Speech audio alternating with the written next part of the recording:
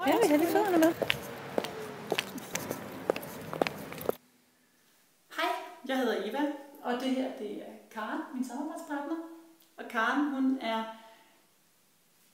hvad skal jeg sige? Kommunikationsrådgiver.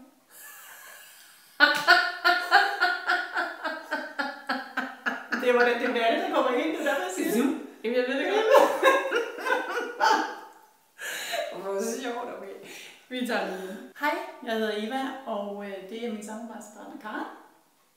Karen, hun er kommunikationsrådgiver i kulturbranchen. Hun hjælper primært kreative personligheder med at brande og sælge og fortælle den helt særlige historie. Hun har sin egen virksomhed, og så har hun en baggrund som underviser og instruktør og kulturproducent. Og det her er Eva. Hun har en baggrund som grafisk designer og scenograf. Og nu er hun kreativ coach med sin egen virksomhed, hvor hun hjælper kreative med at finde og udvikle deres potentiale. Sammen har vi skrevet den her bog, Brug din kreativitet og udfolde dit potentiale. Den har vi skrevet til dig, som har brug for at lige at få styrket din kreativitet og i virkeligheden bruge den meget mere.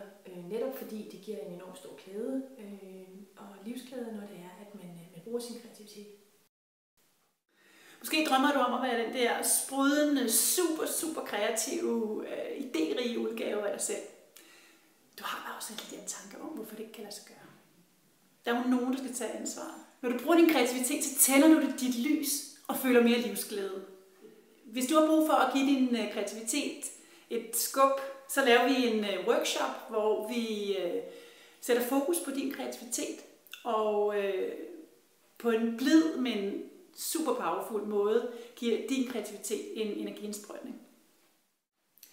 Det vi vil give dig på workshoppen er kvalitetstid med din kreative jeg. I løbet af workshoppen så sætter vi din kreativitet allerøverst. På 5 timer så kommer vi igennem forskellige faser, og når du kommer hjem, så har du faktisk været igennem en række ting.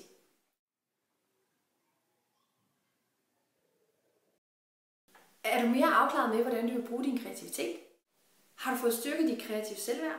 Føler du dig inspireret og mærker kreativitet sprudle i din krop? Har du nogle enkle redskaber til at føre dagens indtægter med over i din hverdag, både arbejdsmæssigt og privat? Og du ser dig selv i et nyt lys. Super.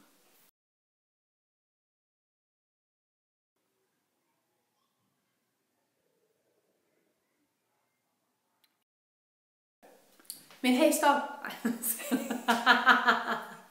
Der findes rigtig